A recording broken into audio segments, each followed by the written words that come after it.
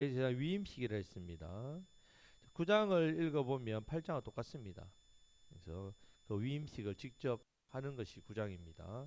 8장에서는 하나님께서 모세에게 이렇게 위임식하라 명령하셨고 9장에서는 명령하신 대로 그대로 위임식을 했습니다. 10장에서는 이 일을 함에 있어서 실패하는 내용이 나옵니다. 그래서 자, 오늘 8장에 위임식 4단계라 했습니다. 첫 번째는 물로 씻으라 했죠. 물로 씻으라 했습니다. 성결해야 쓰임 받을 수 있습니다. 두 번째 7절 9절에서는 옷입니다. 옷. 제사 옷을 입는 것. 옷 안에 사명이 스며들어 있습니다.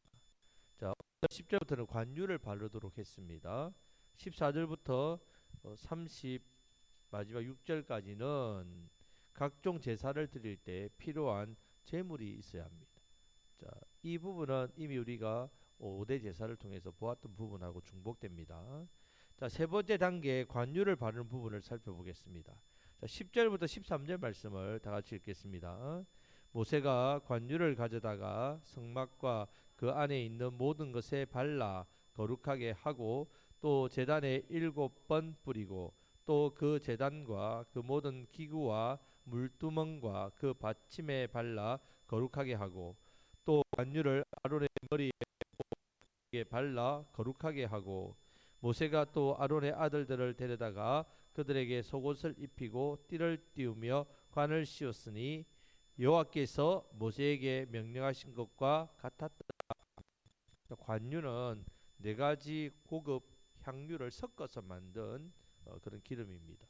4가지 섞어서 이미 출애굽기 때 우리가 한번 이 부분을 자세히 살펴보았습니다.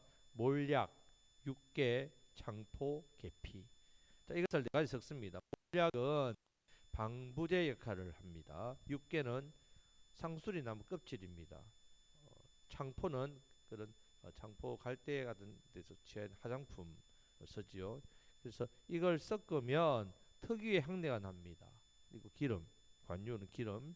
자, 특유의 향긋한 냄새가 나는데 이 향품을 취해서 성막과 그 안에 있는 모든 것에 발라 거룩하게 하라고 명령하고 있습니다. 법궤, 분향단, 진설병, 떡상, 촛대 안에 성막에 있는 모든 기구들에 다 이 관유를 바르도록 했습니다. 번제단과 번제단에 관계된 기구들이 있습니다. 제를 받는 통, 삽, 화제, 갈고리 이런 것들도 다 관유를 발라야 합니다. 왜 관유를 바릅니까? 모든 것이 무엇을 할 때 사용하기 때문에 하나님께 제사 드릴 때 사용하기 때문에 자, 관유를 아론의 머리에만 붓고 바릅니다. 다른 성경에서는 아론의 아들들도 함께 기름을 부어 바르도록 기록되어 있습니다. 오늘 이 레위기에서는 대제사장 위임식이니까 그 대표적으로 아론만 이렇게 기름 부음을 받는 것으로 기록되어 있습니다.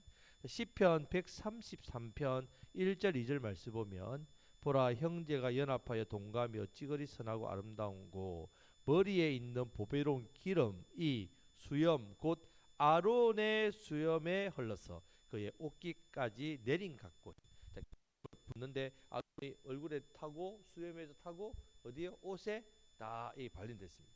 자, 지금 이 시편 말씀에서 보듯이 아론에게 관유를 바를 때에 옷을 입혀 놓은 상태에서 머리부터 이렇게 쭉 다 발라버립니다.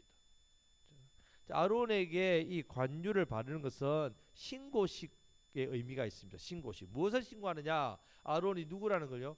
대제사장으로 구별되어 있다는 것을 신고합니다. 아론은 그냥 우리와 똑같은 백성이 아니다. 저분은 대제사장으로 하나님께서 구별되어서 기름 부어서 세웠다 했습니다.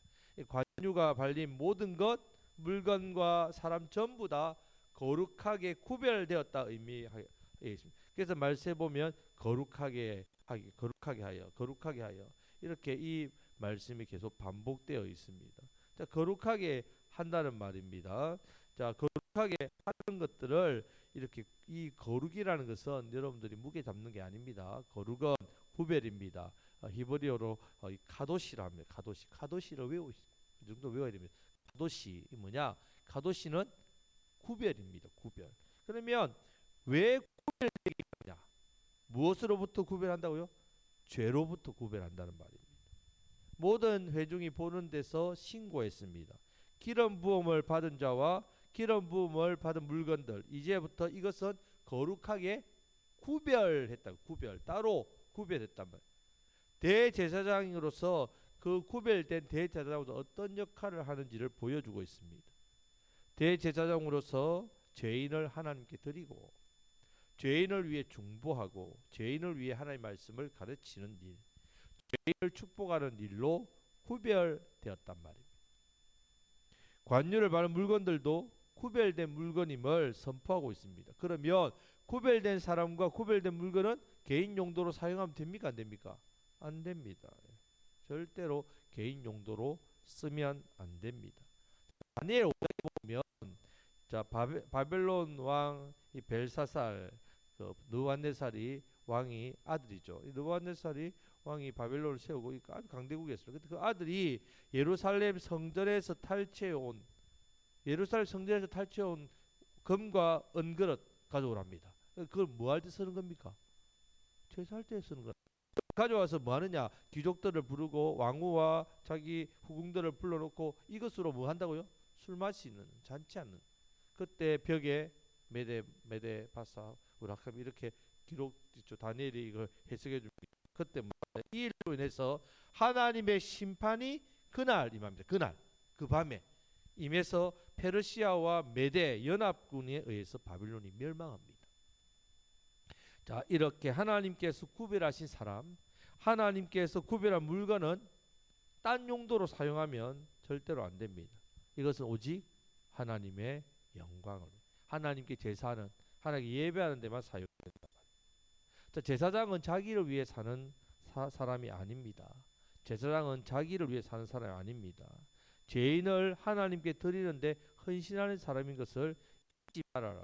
자신을 위해, 자식과 가족을 위해서가 아니라 하나님을 위해 구별되었음을 말씀합니다. 이 일에 헌신되어야 한다는 말입니다. 자, 레위기 21장에 보면 좀 하나님께서 제사장에게 이런 명령을 합니다. 사실은 이 명령을 들어보면 좀 놀랍습니다. 제사장에게 죽은 자로 말미암아 스스로 더럽히지 말라고 합니다. 죽은 자로 말미암아 스스로 더럽히지 말라. 쉽게 말하면 장례식에 가지 말란 말이에요. 장례를 하지 말란 말입니다. 자, 대제사장은 가족이 죽어도 심지어 자식이 죽어도 더럽히지 말아야 돼요. 울지도 말고 머리를 풀지도 말고 성소에서 나오지도 말라고 합니다. 왜 이런 어떻게 들어보면 참 너무 좀 심하다는 생각이 들지 않습니까? 그죠? 자, 이것은 오직 하나님을 위한 사명만 더 집중해라는 집중. 실제로 레위기 10장에 보면요. 아론의 아들 두 아들 나답과 아비후가 분향단에다가 불을 해서 그 분향단 향을 올려야 되잖아요. 이 불을 어떤 불을 사용했다고요? 원래 어떤 불을 사용해야 됩니까? 반드시 번제단의 불씨. 번제단의 불씨를 했는데 나답과 아비후가 번제단이 아닌 다른 불씨를 해서 어떻게 됩니까? 하나님의 진노로 죽습니다. 이때 아론에게 장례도 오지 말고 울지도 말라고 합니다. 자, 하나님께서 너무하신가? 그만큼 대제사장은 하나님께서 구별하셨다. 모든 것을 뛰어넘을 만큼 중요하다는 말입니다. 대제사장으로 구별되어 세움받은 것이 가장 특별한 구별이기 때문에 그렇습니다. 대제사장은 어떤 일도 자기를 할 수 없고 기름 부으심의 목적을 따라 살아야 합니다. 죄인을 하나님께 드리는 이 일에 헌신하는 자로 살아야 한다. 자, 마태복음 8장 21절에 보면 예수님께서 이 같은 비슷한 말씀을 합니다. 자, 제자 중에 또 한 사람 어떤 사람이 이르되 이렇게 합니다. 주여, 내가 먼저 가서 내 아버지를 장사하게 하고 예수님을 따르면 안 되겠습니까? 라고 말합니다. 그때 예수님께서 뭐라고 합니까? 죽은 자는 그들의 죽은 자들로 장사하게 하고 너는 나를 따르랍니다. 아니, 아버지의 장례를 치르고 예수님 따르겠다는데 예수님 그거 하지 말고 그건 무슨 말씀이지? 자, 이 말씀도 대제사장에게 명령하신 말씀과 같은 의미입니다. 어떤 의미냐? 예수님의 제자는 그냥 예수님 제자 되는 게 아니라 어떡해요? 특별하게 구별하여 부름받은 사람. 예수님의 제자, 예수님을 따르는 제자는 제자는 자기를 위해서 사는 삶보다 예수님을 따르는 사명의 삶이 중요하다는 말씀입니다. 이것을 강조합니다. 그러면 저와 여러분들은 어떻습니까? 만약에 자기를 위해 사는 삶보다 예수님 따르는 삶이 중요하면 여러분 우리의 일 어떻게 나의 일 어떻게 되겠습니까? 누가 내 가족을 돌보고 누가 내 부모님을 복양하고 섬기겠습니까? 누가 합니까? 자, 이 모든 것을 하나님 다 해주시단 말이에요. 이것은 내 힘으로 하는 것이 아니라 하나님께서 해주고 우리는 주신 부르심에 합당한 삶을 살면 건강의 문제, 가족의 문제, 또 물질의 문제, 또 여러 가지 우리 삶의 인생의 문제는 누가 해결해 주신다고요? 하나님께서 해결해 주신다는 것을 철저하게 믿으란 말입니다. 그것을 하나님께 맡기지 못하면 우리의 삶을 하나님 영광 위에 살 수가 없습니다. 늘 어떻습니까? 내 삶의 염려와 근심이 계속 달라붙습니다. 계속 쳇바퀴 돌듯이 계속 내 삶을 어지럽게 만든단 말이에요. 자, 성도는 어떤 사람입니까? 자, 이 시대에 우리는 제사장입니다. 여러분, 우리 제사장으로 부름받았습니다. 왕 같은 제사장으로 부름받았죠. 거룩한 나라, 하나님 나라와 제사장으로 부름받은 사람입니다.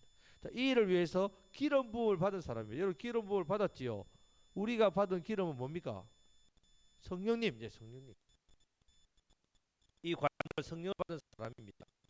자, 하나님께서 왜 우리에게 성령을 주셨습니까? 목적입니다.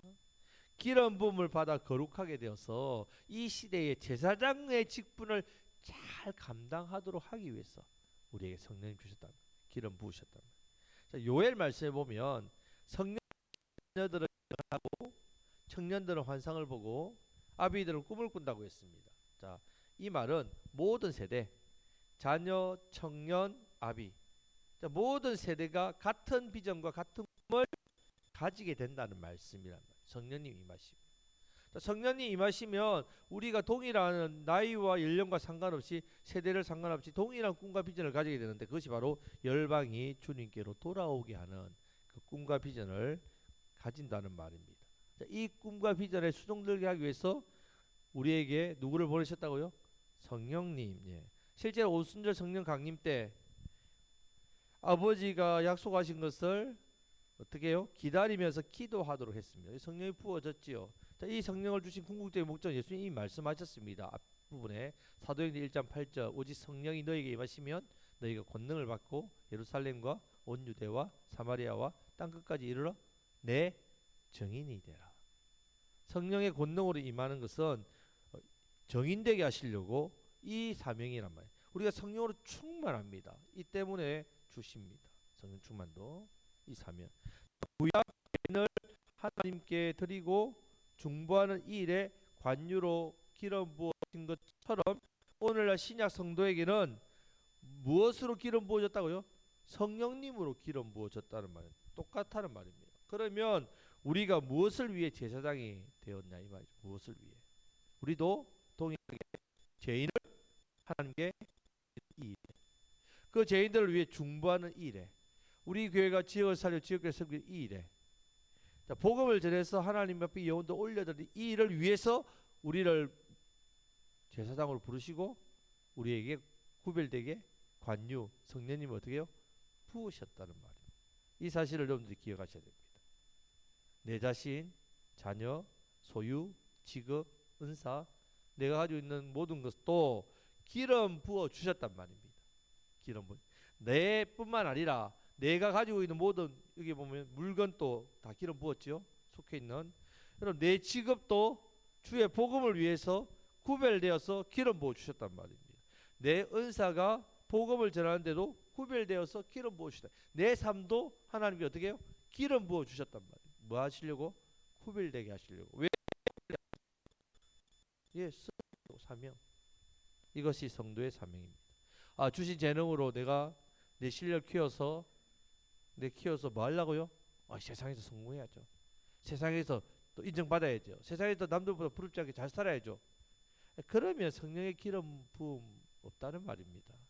어떻게 해야 기름을 부어 주시냐 하면 주신 제사장의 그 사명, 그 사명에 죄인들에게 복음을 전하고 죄인이 죄 용서받게 하는 이 일을 위해서 수종될 때 우리에게 관유 성령님을 부으신단 말이에요. 어느 집사님이 계신데 집사님이 자기가 사는 집 자녀도 다 이제 출가하고 해서 집이 넓어요. 몇 칸이 있으니까 이 집을 청소를 깨끗하게 하고 리모델링을 깨끗하게 했습니다. 혼자서 편안하게 떵떵거리고 살려고요. 노예. 그럴 게 아니라 선교사님들이 이게 한 번씩 기고 가시면 마땅히 지낼 데가 없지 않습니까? 그래서 자기 집을 그렇게 수리하고 깨끗하게 해서 그렇게 선교사님들이 편안하게 지내시도록 그렇게 내어드렸단 말이에요. 자, 여러분, 그분이 자신의 집을 관유 부은 겁니다. 하나님 앞에 거룩하게 구별하여 사용하는 거죠. 자, 여러분도 왜 이 직업, 그 직업으로 일하십니까? 왜 그 직업을 하십니까? 자, 하나님의 일과 사명을 위해서 우리의 이 직업에도 하나님께서 기름 부으신단 말이에요. 기름 부으신다. 거룩하게 기름 부으신다. 이 일을 위해 나뿐만 아니라 내 일에도 기름을 부으신다는 말이에요. 내가 속해 있는 곳에도 기름을 부으신다는 말이에요. 자, 제사장은 하나님 앞에서 자신도 기름 부었지만 자신만 드리는 게 아니라 자기 주변에 있는 물건, 자기와 더불어 다 죄인을 하나님께 드리는 이 일을 위해서 다 쓰임 받는다. 여러분들의 은사, 건강, 가정, 직장 이런 삶의 터전도 다 어떻게 해요? 성령님께서 기름 부으셨다. 왜 기름 부으셨다고? 구별되게 하기 위해서. 왜 구별되게 합니까? 무엇으로 쓰려고? 하나님의 일을 위해서 쓰려고 여러분들 그렇게 여러분 인생의 기름을 부으셨다는 말이에요. 여러분 이것을 기억하셔야 된다. 내 삶이 구별되었다는 것을 기억하시기를 주님의 이름으로 축복합니다. 자, 이것이 위임식의 세 번째 단계가 우리에게 주는 교훈입니다. 자, 이제 네 번째 단계 각종 제사를 드리는 것을 말합니다. 자, 14절부터 17절 말씀은 속죄제가 나오고요. 18절부터 21절은 번제가 나옵니다. 22절부터 29절은 화목제가 나옵니다. 자, 화목제가 나온다는 말은 따라오는 게 있습니다. 감사제와 서원제가 동시에 들어집니다. 화목제의 종류는 감사제가 있고 서원할 때 서원하는 게 있댔죠. 자, 그래서 이 화목제도 이제 나옵니다. 자, 14절부터 17절 오늘은 속죄제만 보겠습니다. 다 같이 읽겠습니다. 모세가 또 속죄제의 수송아지를 끌어오니 아론과 그의 아들들이 그 속죄제의 수송아지 머리에 안수함에 모세가 잡고 그 피를 가져다가 손가락으로 그 피를 제단의 네 기퉁이 뿔에 발라 제단을 깨끗하게 하고 그 피는 제단 밑에 쏟아 제단을 속하여 거룩하게 하고 또 내장에 덮인 모든 기름과 간 커플과 또 두 콩팥과 그 기름을 가져다가 모세가 제단 위에 불사르고 그 송아지 곧 그 가죽과 고기와 똥은 진역 밖에서 불살랐으니 여호와께서 모세에게 명령하신과 같았더라. 아멘. 자, 대제사장이 되기 전에 이 백성으로서의 속죄입니다. 대제사장 되기 전에도 하나의 백성이었죠. 자, 안수는 뭘 했습니까? 안수는 죄를 전가한다 했죠. 전가. 자, 제사장도 한편으로는 자기도 누굽니까? 죄인이죠. 예, 죄인. 자기 죄를 위해서 한 마리 수송아지를 잡아서 거기에다가 자기 죄를 뒤집어 씌워요. 15절에 이 짐승의 모든 피가 땅에 쏟아지는 것을 그는 보았습니다. 기념물인 기름은 누구에게 드려야 됩니까? 하나님께 온전히 태워 드린단 말이죠. 자, 그리고 그 나머지 고기나 이런 것들 어떻게 한다고요? 그 죄의 저주가 있는 저주가 있는 진 밖으로 거기서 불살랐습니다. 자, 속죄제는 먼저 대제사장 아론 자신을 위하여 속죄하는 일입니다. 먼저 자신을 속죄해야 되겠죠. 자, 히브리서 5장 1절 3절 말씀 보면 이 부분을 말씀합니다. 히브리서 신약에서 대제사장마다 사람 가운데서 택한 자이므로 하나님께 속한 일에 사람을 위하여 예물과 속죄하는 제사를 드리게 하나니 그가 무식하고 미혹된 자를 능히 용납할 수 있는 것도 자기도 연약에 휩싸여 있습니다. 그러므로 백성을 위하여 속죄제를 드린 것 같이 또한 자신을 위하여도 드리는 것이 마땅하니라. 아멘. 자, 대제사장이 자, 한 사람으로부터 택감을 받았습니다. 그래서 이제 하나님께 속한 일에 사람을 위해서 이 속죄하는 제사를 드리는데 무식한 사람, 미혹한 사람, 그런 약한 자를 다 대제사장이 용납해 줍니다. 죄인을 다 용납해 줍니다. 왜요? 자기도 죄인이었기 때문에. 예. 자신도 연약한 죄인이었기 때문에 일반 백성들처럼 자기도 똑같은 죄를 짓고 있기 때문에 똑같은 죄인이니까 백성들이 어떤 심정으로 하나님 앞에 나오는지를 안다는 말입니다. 자기도 똑같기 때문에. 자, 이 마음으로. 자, 제사장은 레인이죠. 레위 지파에서 나옵니다. 자, 레인은 창세기에 보면 야곱의 몇째 아들입니까? 몇째 아들입니까? 셋째 아들입니다. 셋째 아들인데, 자, 시몬 둘째와 셋째가 혈기와 분노로 저주받지요. 이 둘이가 뭐 했습니까? 죄 없는 세겜 사람들을 죽였다. 얼마나 잔혹했냐면 소나 뭐 말이나 이런 걸 다 끌고 그 소말의 말 10주까지 다 끌어버린다. 아주 악한 분노. 자, 그래서 저주받습니다. 저주받아서 흩어진다는 저주를 받습니다. 그 시므온은 결국 흩어집니다. 역대상 5장에 보면. 그리고 이 레위인들은 지파가 있습니까 없습니까? 그게 있습니까 없습니까? 땅이 있습니까 없습니까? 없습니다. 어떻게 합니까? 기업 없이 12개 지파에 흩어져서 48개 성읍에서 산다는 말이에요. 자, 근데 레위인이 뭘 잘했느냐 하면 출애굽기 32장에 보면요. 금송아지 섬길 때 안 섬겼습니다. 섬기지 않고 그렇게 헌신했기 때문에 제사장과 레인이 되는 복을 받습니다. 죄인의 심정을 너무 잘 알죠. 자기 조상이 혈기 부려가지고 그 저주가 자기 후손들에 임하고 있으니까 너무 잘 압니다. 다른 사람의 죄를 사하는 왕같은 제사장으로 삼아 주셔서 죄 가운데 사는 자들이 하나님께 나올 때 그 심정을 누구보다 잘 알아서 그 간절함으로 하나님 앞에 제사를 수동드렸단 말이에요. 자, 우리도 예수님을 믿지 않는 사람들의 마음 압니까 모릅니까? 알죠? 여러분 예수님 믿지 않은 사람들 지금 삶의 고통과 마음을 여러분들이 모르면 안 됩니다. 왜 그렇습니까? 우리는 예수 믿기 전에 우리의 모습을 기억해야 된단 말이에요. 우리가 이제 예수님을 통해서 재용수 받고 하나님 자녀가 되어서 이 복된 삶을 살고 있는데 제사장의 사명까지 받았습니다. 그러면 우리가 그 영혼들을 우리가 차별하면 되겠습니까? 외면하면 되겠습니까? 판단하면 되겠습니까? 구별하면 되겠습니까? 그럼 안 된단 말이에요. 복된 사명, 이 영혼을 살리고 죄인을 인도하는 그들의 심령을 헤아려서 가까운 마음을 가슴에 품고 우리에게 맡겨진 이 제사장 사명, 이 복된 일에 우리 자신을 온전히 들이셔서 늘 성령으로 기름 부으심 늘 받으시고 성령으로 충만하셔서 성령의 능력으로 우리의 맡겨진 삶의 거룩하게 하나님 구별하신 그 은혜, 그 성령의 능력과 그 능으로 살아가시는 저와 여러분들 되시기를 주님의 이름으로 축복합니다.